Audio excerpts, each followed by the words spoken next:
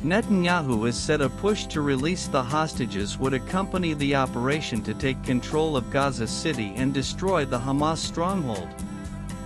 Gaza City is officially in the grip of famine, the world's leading authority on food crises confirmed on Friday, marking the first time a famine has been declared in the Middle East by the UN-backed Integrated Food Security Phase Classification (IPC).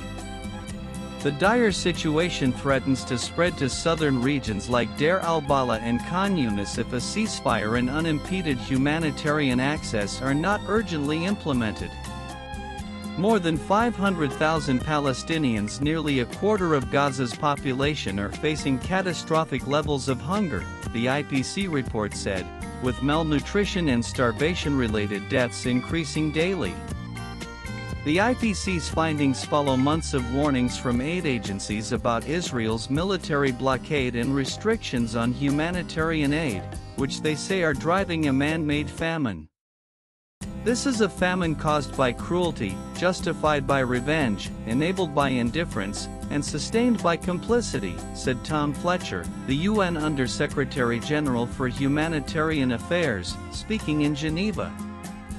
He emphasized the famine's preventable nature, calling it a stain on the global conscience. Even as famine takes hold, Israeli Prime Minister Benjamin Netanyahu announced plans to authorize a full military seizure of Gaza City, the largest urban center in the Palestinian enclave and a major Hamas stronghold. This move comes as ceasefire negotiations, mediated by Egypt and Qatar, hang in the balance. Netanyahu stated that military pressure and hostage negotiations will proceed in tandem. These two matters, defeating Hamas and releasing our hostages, go hand in hand, he said. The Defense Ministry has called up 60,000 reservists in preparation for the offensive, which is expected to forcibly displace close to 1 million people and escalate civilian suffering.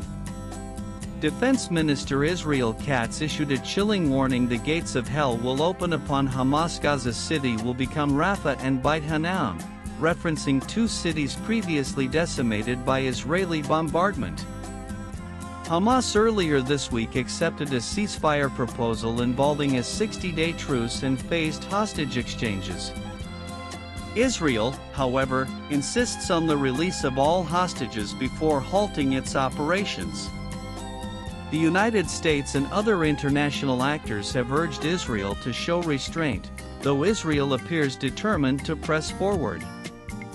UN agencies warn that the continued siege is dismantling what remains of Gaza's healthcare, food, and water systems. The UN Relief and Works Agency UNRWA reports that 90% of Gaza's population has already been displaced, and shelters are overwhelmed. According to Gaza's health ministry, 271 Palestinians, including 112 children, have died from hunger-related causes since the war began in October 2023. More than 62,000 Palestinians have been killed in Israeli strikes, with the majority being civilians, the UN says. As Israeli tanks advance and Gaza City braces for a ground invasion, humanitarian experts warn that the famine and violence combined could lead to one of the worst modern humanitarian catastrophes if an immediate ceasefire